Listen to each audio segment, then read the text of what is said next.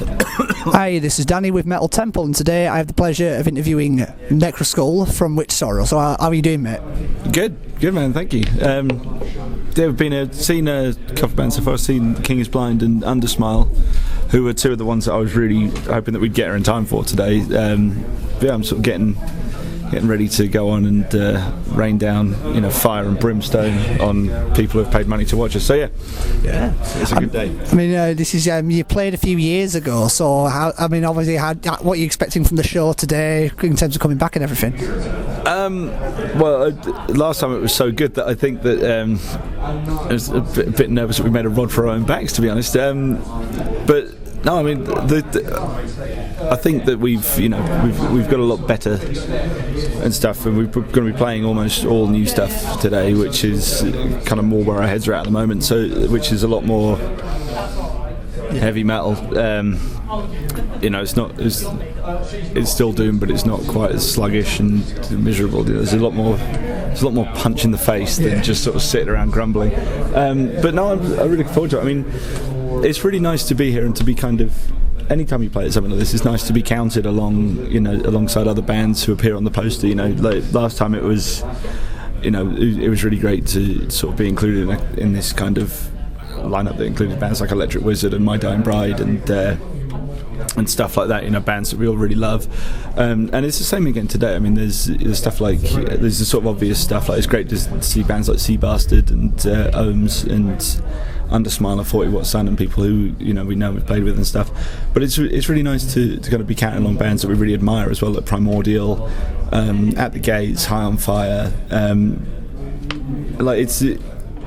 It's a strange feeling to kind of see the poster and see your name kind of included next to them. But that kind of makes you feel like you have a sort of a responsibility to do the very best that you can and really blow people's heads off, I guess, and really try and kill when you're on stage, because all those other bands that you think about, we're playing with a band like Asphyx or Primordial, who are bands who I've seen many times, and they're always really, really amazing and just leave you completely floored. So to be playing alongside stuff like that, it does make you go, fuck, right, everyone on board. Well, obviously you mentioned you're doing new material, because obviously No Light Only Fire's been out. It's not been out for ages. About 2 months now, I think, since it came out. It came out at the end of September.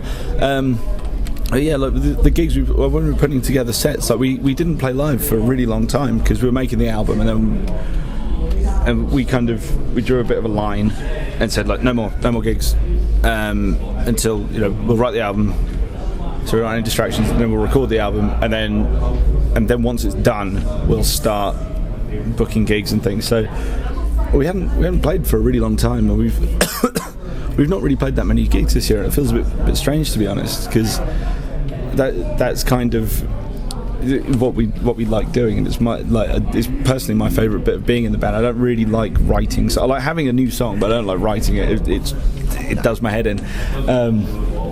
And recording is cool, but I'm really glad that it only takes so long, because it's quite a weird process I'm not really used to. I'm someone who likes to do things and then they're done, and then you can move on to the next thing, whereas something like that, you're going back and you're analysing everything you're doing. So we haven't played live for a really long time, so when we came to actually putting the set together, we were so excited about the new stuff that we've had to be careful not to kind of ditch all of the old stuff, but it's nice to play the new stuff. Like a song like To the Gallows is a song that we kind of wish that we'd written at the start. Like when we started, when we were talking about some of our music, we realised that actually a song like that is actually what we meant. We just weren't talented enough to actually put this idea into practice. So it's nice to to kind of mix stuff up a bit, and people have been going sort of headbanging crazy for it, which is nice. But yeah, it's nice to have new stuff to play, and I think the vibe has changed ever so slightly, and it's a bit more. It's not such a kind of. I mean, the vibe of the album itself is very different than God Curse Us or the first album was, where those albums were very classic doom sort of style. Yeah, but I think it was like total classic doom. But I think something that I got accidentally sucked into doing that was that it became almost self-pitying almost, and now I'm a bit older and I'm a bit grumpier and I'm a bit more cynical and things, so it's a bit more. It's not going, have you seen what's wrong with the world? It's all terrible. It's like Mad Max. It's like it's kind of surviving the horror. And it's a bit more meaty and a bit more of that metal vibe. You sort of think. Rob Halford doesn't sit around crying to himself, moaning. He's the metal god, and that's kind of the vibe that we all wanted to go for, I think, because whenever we've played, like, we've always had the sort of fast elements, but we've always thought whenever we played that live, actually we've really enjoyed that, and so we've actually started thinking, well, maybe we should start writing songs that are actually like that instead of having a bit of a song. But then, of course, we've gone for total crushing doom as well. I think we've written some of our heaviest, most doomy songs, but even those are still quite, baseball bat to the head, fuck off. It's a lot more outward this time. It's not as insular and kind of. Yeah. Well, I reviewed the album a couple just after it came out, and I mean, I might be wrong, but to my ears, it sounded like you'd sort of snuck in a few, especially on To the Gallows. Some of the riffs have a little bit of a black metal edge to them. Do you think? Oh yeah, To the Gallows was. It was doing the backward power chord where you put your fingers the other way around on the fretboard, and it sounded awesome. I thought it sounded like like a band like Satyricon or something, and that, a Bathory, and that. I mean, we huge. Me personally, huge black metal fan. Emily as well. There's bands like Bathory who've always been a massive influence. Who I think are for me. Bathory are only bested by Iron Maiden, Judas Priest and Black Sabbath. I don't think there is another black metal band who can touch it. Yeah, who can really touch it. And I don't really think that there's necessarily another heavy metal band that can do what they do, or just music in general, because I think that it's such the first 6 albums especially, they're just untouchable. So I think what Quorthon was doing was so spirited and kind of so full of piss and vinegar and belief in what he was doing that I can't think of another band, maybe Watain, who sort of in the last 10 years or so have kind of managed to do black metal with that much kind of fire in their belly. But yeah, that stuff all kind of came through, because I think that there's just something about that style of music that I really kind of cling to, and it shares quite a lot of stuff with Doom, that kind of that feeling where it's sort of you against the world, and it is very kind of there's a big middle finger vibe behind it, even when Bathory are doing something like Songs a Hall Up High, which is a very solemn death ballad, not quite a ballad, but like a quiet, solemn sort of funeral song.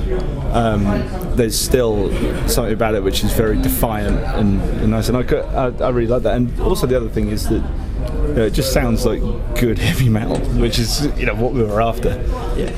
I mean, obviously, you released the EP last year, which had Freezing Moon, a cover of Freezing Moon on it. So, do you think you'd ever, if you were to sort of do a cover of a Bathory song, which one would you probably consider doing?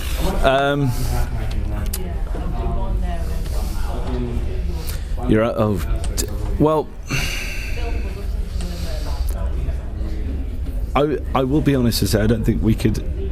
Off the top of my head, and I've thought about it actually before, and I couldn't think of anything. And right now, I can't pick one that we could actually do well and do justice to. Because the thing with covers is you tweak the smallest thing and make it yours, which is what's really important to me. Like when we did the Mayhem cover, we didn't actually change the original song that much. We just changed the verse riff, but the rest of it is exactly as was on the album.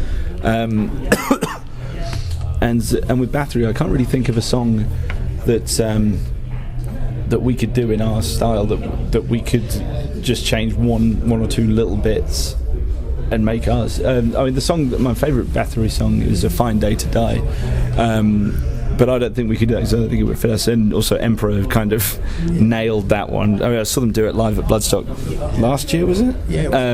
And that was actually the first time I've ever seen a band cover Bathory live, and it was absolutely incredible. I went absolutely nuts for it. But I saw the other day, I went to see Merca, and she did Song to Haul Up High, but she did it just on piano with her singing, and I thought it was absolutely immaculate. I thought it was her version, but it had all the kind of the amazing bits about the original that made it such an amazing song. She totally nailed it. There was that real solemn vibe to it. But for us, I think, I mean, if there was one that we could sort of do, it would probably be Raise the Dead, but I don't think, because it's one of the black metal ones, and it's a bit more of a in-your-face stomper, off the first album, and it's a bit slower. It's got that kind of For Whom the Bell Tolls kind of vibe to it, sort of. So I think it'd probably be something like that, something that was a bit slow to begin with. But we couldn't do any of the sort of Viking era stuff because it was. To me, it's too perfect to touch anyway. Like, it's the same reason we couldn't cover Black Sabbath, because there's nothing really that a band who owe as much to them as we do can do with a Black Sabbath song that could offer anything new. Like I've heard bands cover Black Sabbath and done it really well, but they were all of a different style. Whereas with us, it's just doing a less good version of something that's completely perfect already. Yeah. I mean, this is kind of going a bit off topic again, but it's like earlier you mentioned that your sort of outlook has changed in terms of writing the songs. Yeah, I mean, obviously on the last album it was more. You said a lot of the actual title track was based around the Hadron Collider, and so was there anything that kind of inspired you to kind of come up with all the lyrics on the new album? Well, it was the general thing that I felt was that what I was.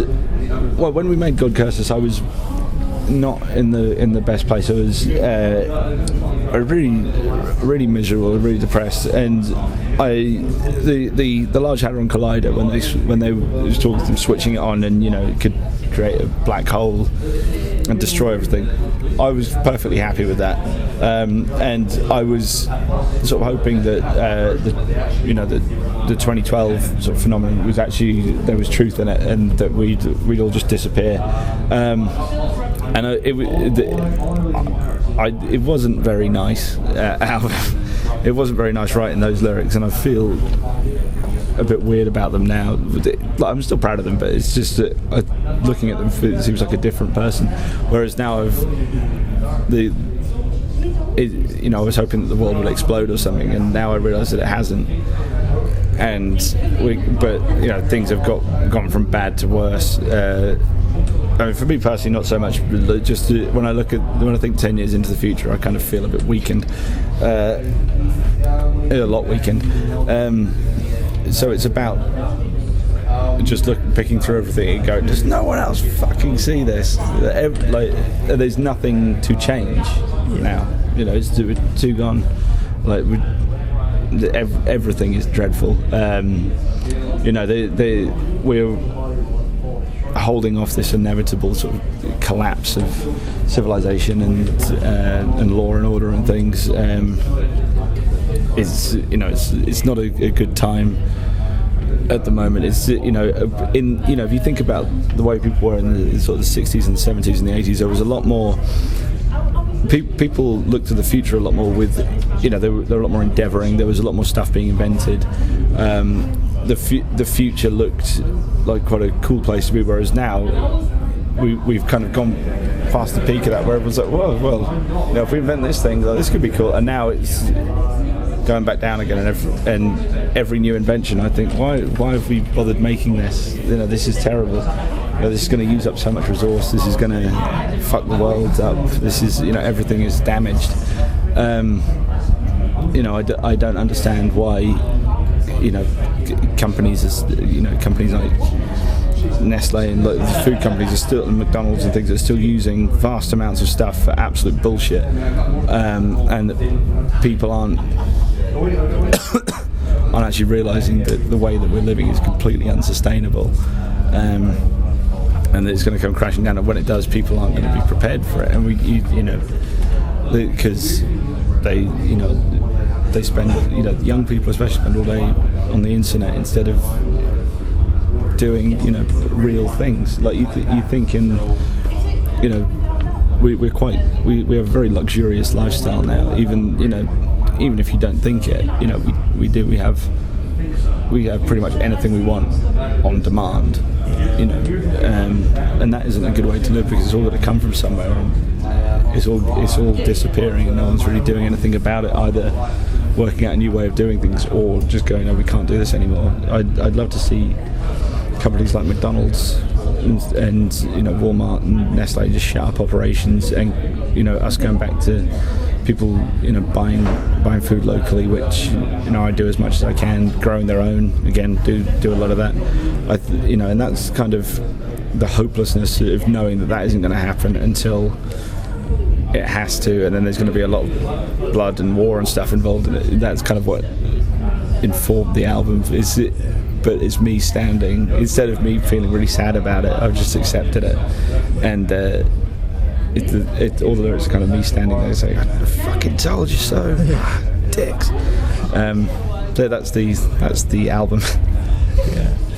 I mean, obviously, you put on a lot of stuff that kind of very real things that are going on in the world, and a lot of corruption, a lot of things that are just going on that aren't necessarily ethically right. So, obviously, I don't know in terms of your political views, but I mean, obviously, a lot of people are not fond of our government. I mean, do you think the sort of times we're living in under a recession that is sort of like is really good for sort of like producing like really miserable kind of music? I think so, yeah, just because you get so frustrated with things. Like you look at, it's horrible reading the news and seeing what the Conservative government do, because you realise these aren't people who are making mistakes, they're doing it on purpose. And that's even worse, because that says they genuinely don't give a fuck about anybody other than themselves, which is really bad. And I'm not, I think Jeremy Corbyn is, I think maybe he's, I'm not necessarily like 100% on board with him. I'll say, I disagree with him on some things, but I think it's nice to have somebody who's actually got some principles and who is quite fearless about them, actually calling them out on stuff like this, and really bursting bubbles anytime he talks to them, and really calmly and without a lot of shouting and stuff, just saying very calmly, pointing out why they're wrong. Which I think is fantastic, because I think that there's a lot of people who thought after the last Labour government that the Conservatives was the right answer, and I think that a lot of people are actually realising now that you've actually got a lot more in common. People aren't as kind of as conservative as they thought they were. Because they're a party that serve only people who've got a lot of money and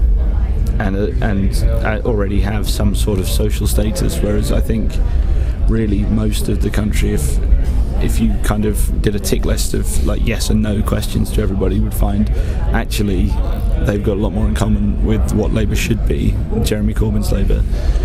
I'm not really a politics guy, but I just find, I thought at the last election, I think a lot of people sort of kidded themselves about what, their kind of station, and voted Conservative, and now they're realising that they are really fucking horrible, and all the cartoons of Margaret Thatcher and stuff were as horrible as they were for a reason, and these people are exactly the same, and I will be honest, I really hope that some of them die. I'd love to see George Osborne get stabbed in the face. If it's Ian Duncan Smith, he's a sack of shit. I mean, I'd like to see somebody cut off his face and wear it as a mask, running around going, I'm a massive cunt. He is a dreadful man. But you see, it's people like that as soon as they get in, that they're not making mistakes. Ian Duncan Smith isn't making mistakes. He is, you cut him down the middle and you just see the word cunt like a stick of rock.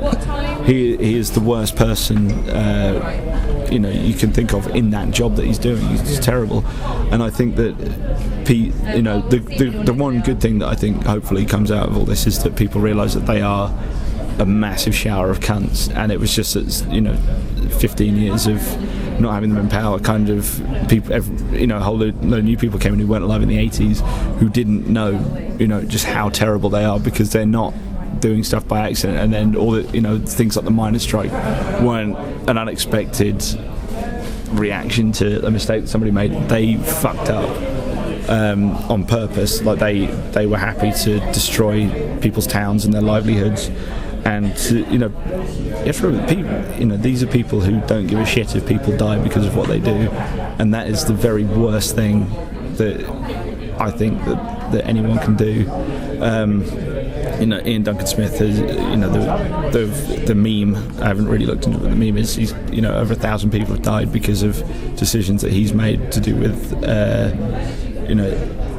disability benefit, and I think that's absolutely disgusting. And I hope that someone kills him. Yeah. Yeah. I'd rather have one of him dead than 1,000 disabled people who can't go to work. Yeah, I know what you mean. Anyway, I could just slide back off topic. We've only got more cheerful. Yeah, I mean, obviously, now that the album's out, you're going to be doing more touring after today and everything. So, first of all, what can people expect from your show today, and what can we expect for live shows in the future? Today,